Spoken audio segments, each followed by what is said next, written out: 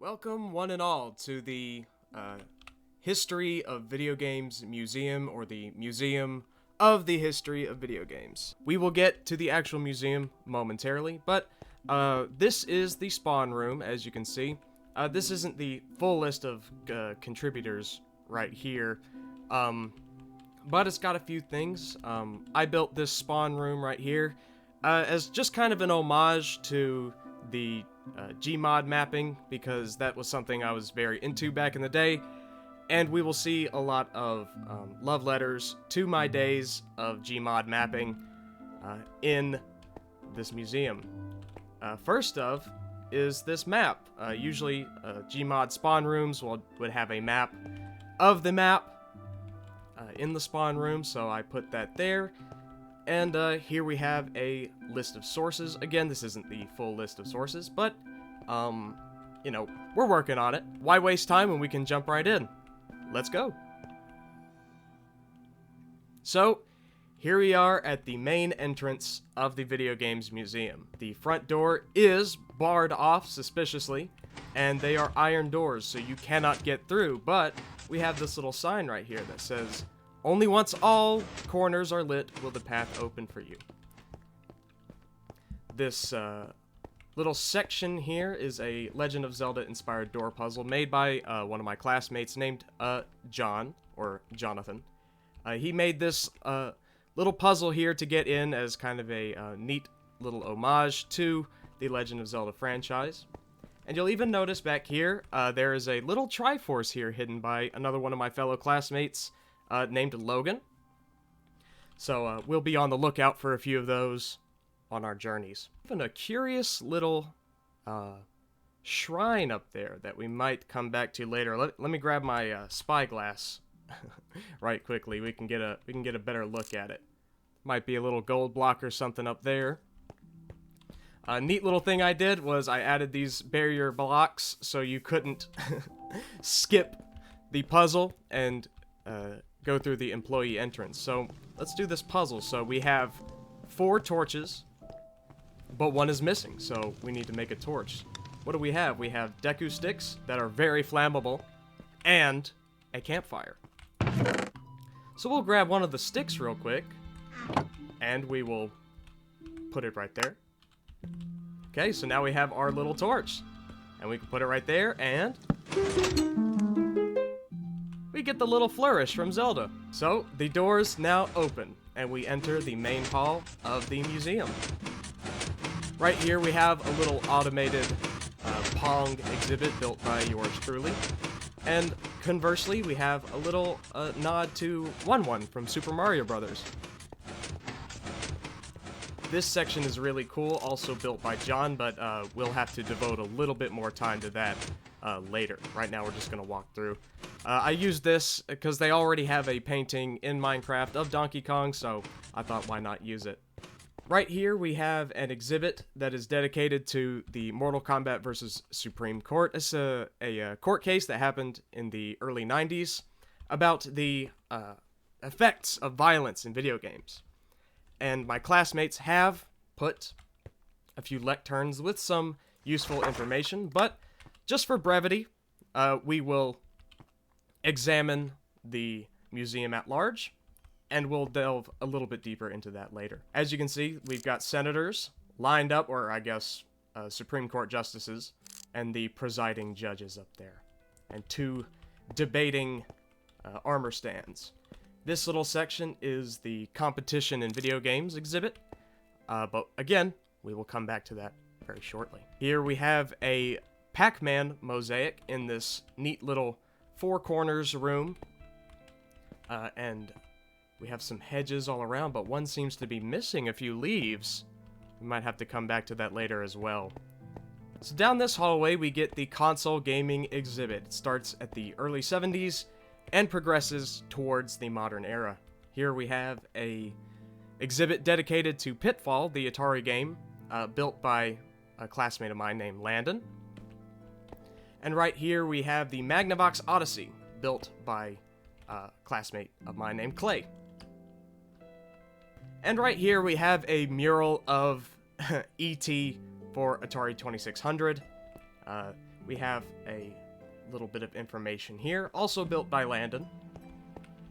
And we're going to go ahead and go up these stairs first, because it has a few more early generation consoles. So right here, we have the Atari 7800 in all of its glory.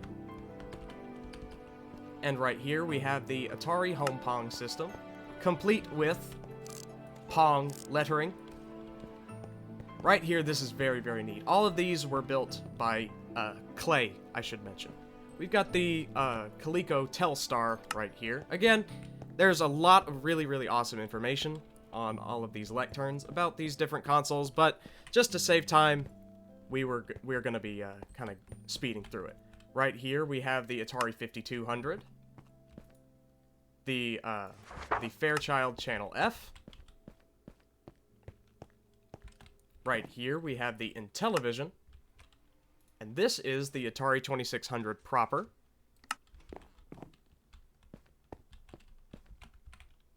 And this right here is the ColecoVision. So, heading back down the spiral staircase, we enter the 80s. So right here we have the Nintendo Entertainment System, built by a classmate of mine named Devonte. We also have featured here a NES game pack. And right here we have the Sega SG-1000. Right here we have the Sega Master System. There's a bit of a better look at it, and I think I spy with my little eye a hidden Triforce. Thank you, Logan. Down here we have more additions from Clay, with the Super Nintendo Entertainment System, the N64, the Nintendo Wii, the Nintendo GameCube, the Wii U, and the Switch. But curiously, we have a sign asking us to step on that little teleporter right there. Again, we'll come back to that. Oh, believe you me, we will come back to that. So, rounding this corner here. So right here, we have the Sega Genesis, built by another classmate of mine who has wished to remain anonymous. Here's a better look at that right there. And right here, we have some pixel art from the video game Nights into Dreams for the Sega Saturn. Get a good look at that. How neat. This was built by Landon, by the way. This is a Sega Saturn, also built by Landon, who has given us a very nifty walkway to see the top. Landon also blessed us with this pixel art of Crash Bandicoot, as well as a PlayStation 1, which I believe the walkway for that is right here. Oh. I think another sign is beckoning to us. We'll come back to that. Here we have the PlayStation 1. And right here is another thing we're going to have to come back to. Just a little incentive to stay the whole time, because that's when all the cool stuff will be shown. So like I said previously, this is the Competition in Video Games exhibit. This particular structure, a dedication to Rocket League, was built by a classmate of mine named RJ. We've got some neat little information right here. We've got the little booster pads and the goal, and here's the ball and the carts. If you can tell, I've never played Rocket League a day in my life. This is the Street Fighter 2 bonus stage where you beat up the car by a fellow classmate of mine named Garrett. We've got the pier that the car sits on, we've got the car itself, and we have some useful information about Street Fighter 2. So entering through these large wooden doors, we enter into one of the museum's main attractions, which is a scale replica of DE Dust 2, also built by RJ. This is the A-long portion of the map with the A bomb site, complete with a bomb. There is Cat right there. That is I believe that is the proper call-out. And right here we have the counter-terrorist spawn. There's even a neat little Easter egg to pull the lever to buy the Zeus X27. Very nice. RJ has also provided us the entrance to his next exhibit in the form of a little elevator. Haha! So this is the Smash Brothers exhibit. This is the Kirby's Dream Land, I believe. We've got some information right here. And there is the exhibit proper. The keen-eyed amongst you would have noticed this structure out here, but again, we will go to that later. So that was the competition in video games exhibit. Now we will continue on to the handheld gaming. So this is the handheld gaming exhibit. This exhibit was built by yours truly.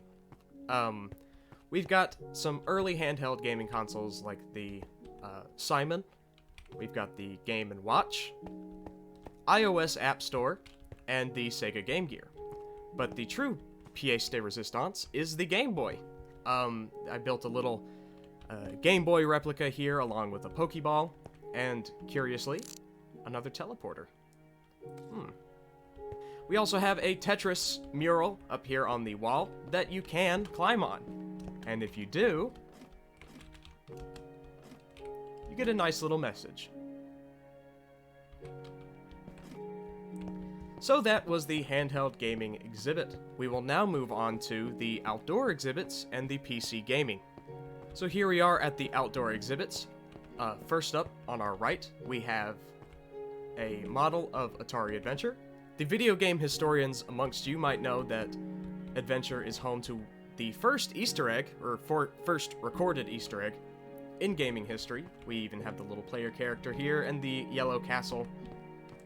But if we head round the back, we can see the created by Warren Robinette Easter egg, fully on display for everybody to see. Now, on the left side, we have the Prospector Saloon, built, again, by me. For some reason, Minecraft does censor the word saloon, so I was not able to put that word on there, but yeah, this is, again, from my Fallout New Vegas video. You all will know that this is a real-life location, and it's one of the most iconic in the game, complete with a bartender and some sunset sarsaparillas for you to drink. We will come to find that there is the bottle shooting part, complete with big iron. This is where Cheyenne taught the player how to shoot, and you can pick up this bow and start shooting some sunset sarsaparilla bottles to your heart's content. Y'all are gonna love this one right here. But we'll come back to that. In here, we will find the PC gaming exhibit built by a classmate of mine named Amber, who has done a lot of work. The purple signs that you've seen beckoning to you were all built by her. This right here is the Apple II, built by Amber. And right here is the PDP-1, which does feature, if I can remember the lever combination. There we go. We finally figured it out. We are teleported to this star field. Welcome to Space War. This is the Space War exhibit built by Amber. It's got a lot of great information, but personally, I like it because I enjoy the scenery.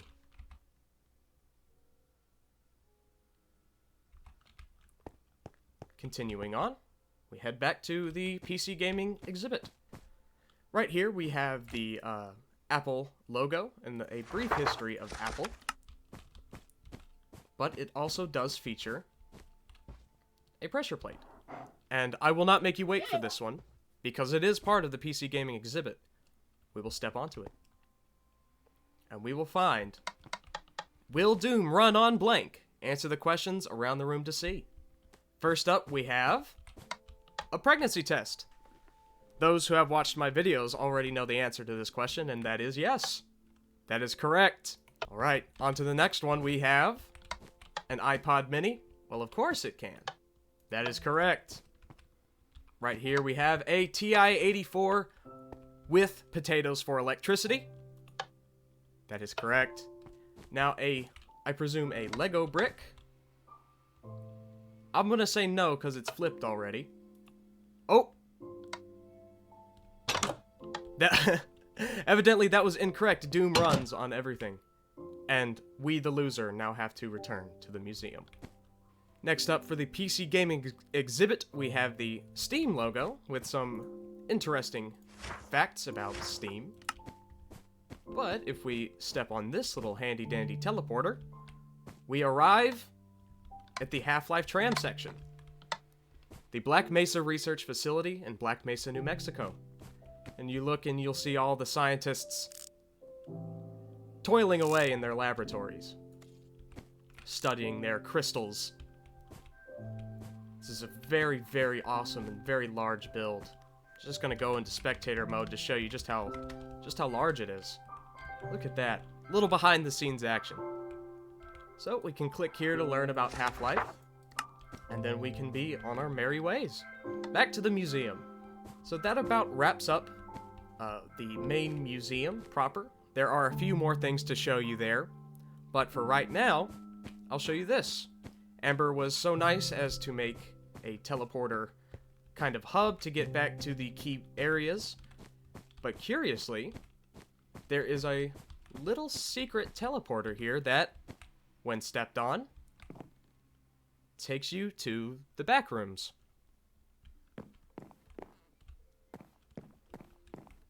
Head to the exit right here.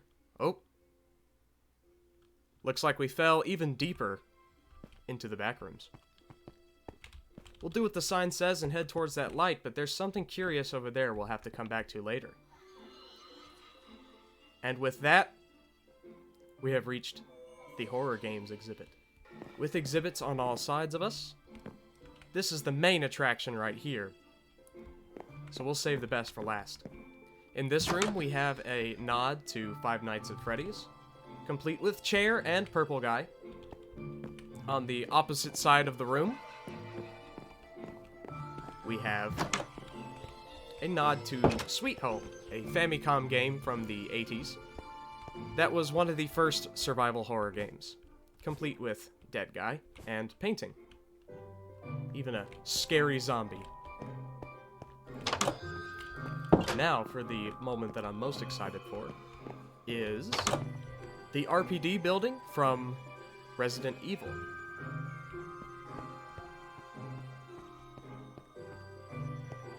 This gargantuan structure was built by Devante, who worked tirelessly for this one. A lot of really cool information about a lot of different horror games. So there is Amnesia, Slender the Eight Pages, and Silent Hill. To our right, we have a little pit here that shows you a timeline of horror games.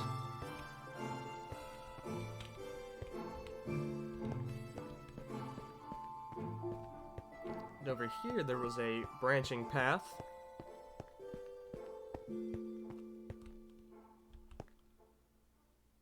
If you're leaving, be careful. Chest.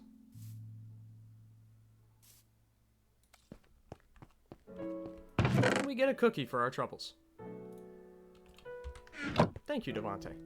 And so that was the horror games section. We will now return to the museum. I reckon while we're here, we can now check out the Sega High-Tech Land built by John. And I love this part. I like to do this whenever I'm on this map. Plays a little chime for you. The arcade, complete with a lot of different iconic Sega arcade machines like Storm Rider, UFO Catcher, Virtua Fighter, and Dart Slide.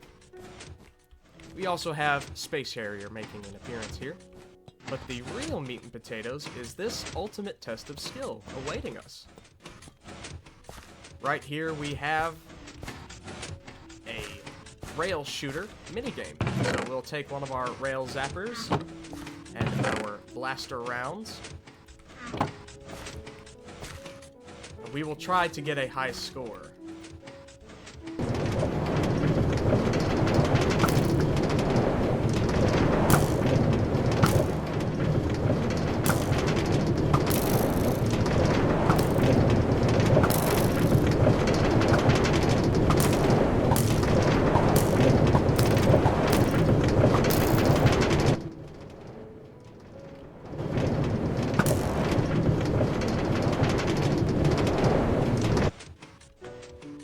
Gotta say, that was a lot harder than it looked. We scored 4, and the current high score is 10 from John. That was really fun. Now, heading back into the console part of the exhibit, speaking of rails, we can find the pixel art road. Many of these were built by a classmate named Jonah. I would take the minecart, but I want to show each one off individually. The onion ships back there from Pikmin were also built by John. And I gotta say, they do look very nice. You've got one of Princess Zelda and Link holding the Triforce. A few Marios from different console generations. The NES, well, NES again, but Super Mario Bros. 3. And Mario from the Super Nintendo game. As well as we have Sonic the Hedgehog. On the pixel art road, we also have a few additions from a classmate named Hunter. We've got a cute Kirby sprite, as well as Pikachu, Donkey Kong, Ness, and Pac-Man. Oh, what's that? Sneaky little Triforce. Right here we have Welcome to Green Hill Zone. Traverse the Sonic exhibit to get to the next console exhibit. We will drink our potion of swiftness real quick to get imbued with Sonic power. Drink it, and off we go.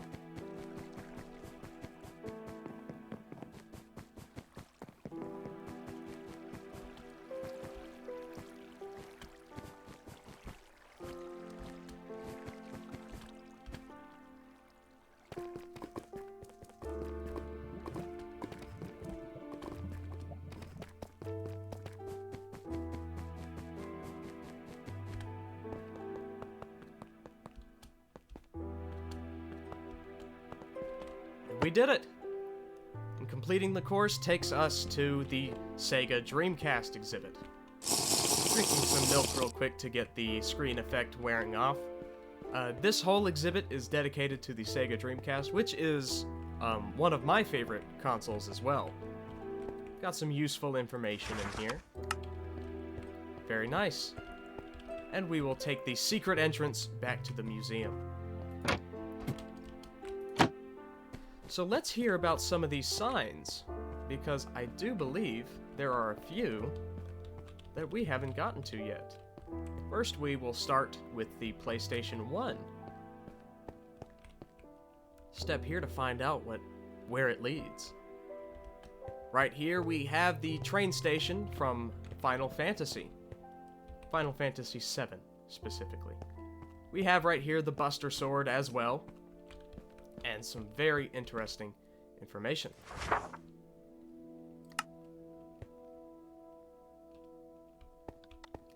Following our merry way, we'll head back to the Nintendo side of the alley. Behind the N64, we can step on this teleporter built by Amber. That takes us to Princess Peach's castle. And a few of you might recognize this as the painting for Bob-omb Battlefield, and yes, this is exactly where you think it's going. Welcome, one and all, to Bob-omb Battlefield.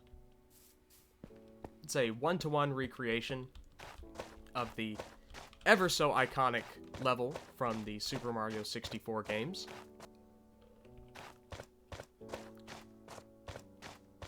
Complete with the cannons and everything. There's the chain chomp, the little teetering bridge,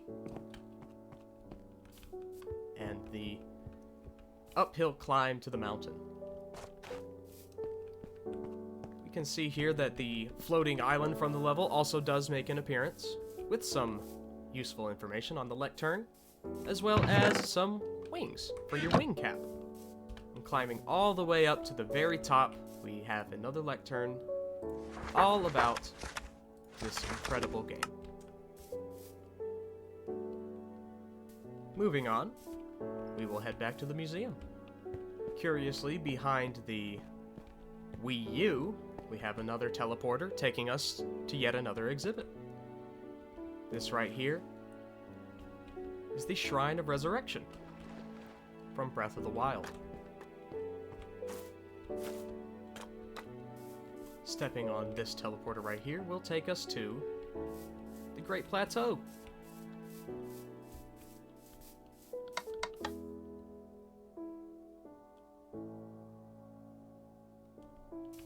On the lectern here, we have more information about the Legend of Zelda Breath of the Wild. Moving right along, behind the switch, we have yet another teleporter hidden by Amber. And it's Rainbow Road! We will step here to turn it to nighttime, and we will get our speed boost. We will go trucking along. We won! We will set it back to daytime, and we will take our prize of a diamond. And right here you can read all about Mario Kart. And here we go back to the museum. So those were all the teleporters there, but if you do recall, there is one more that we missed. Right behind the Game Boy. This edition was also built by Amber.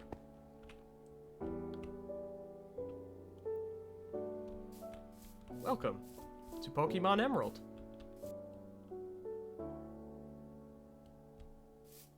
All the houses are in 2D, keeping with the style and form of the original Pokemon games.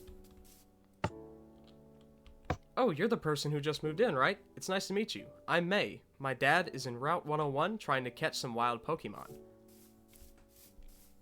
Well, let's go assist him. Uh-oh. Please, you gotta help me. This Poochyena came out of nowhere and caused all my Pokemon to fall out of my bag. Please go grab one and help me. Alright, let's fight it. And here we are taken to the starter selection screen. Now, I don't know about you guys, but I am partial to Mudkip. So we will choose Mudkip. It even features a sprite for the starter, and it does as well for all of the other ones. Yes or no? Absolutely, not a doubt in my mind. Turn around. It's Rayquaza! You've encountered a legendary Rayquaza, what a sight. It's letting us fly so that we can revel in its glory. Speak to Rayquaza? Well, of course. Congratulations upon finding me. You are one worthy opponent. Only those I deem having the proper notability may be granted with my presence. I also prefer Mudkip. You may stay as long as you'd like. Once you are ready to leave, there is a teleporter behind you that will put you back on your path. May your journey be fulfilling, traveler. Until we meet again. Thank you, Rayquaza. We will continue our journey. Huh, that's weird. Where did you disappear to? Anyway, thanks to you and your Mudkip, the Poochyena was defeated, and Professor Birch was saved. As a thank you, Professor Birch let you keep Mudkip, and he took you to this room where you can explore the history of Pokemon. Complete with a Game Boy Advance.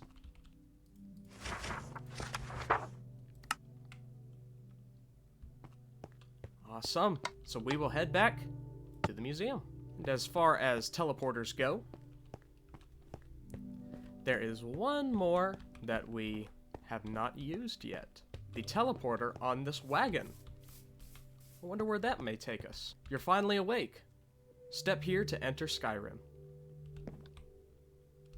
And we have arrived in Bleak Falls Barrow. Moving right along. I should say, this was built by Logan. And moving right along, we have some information about Skyrim.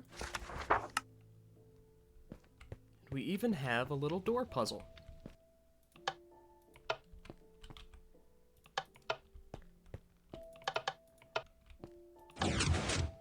Aha!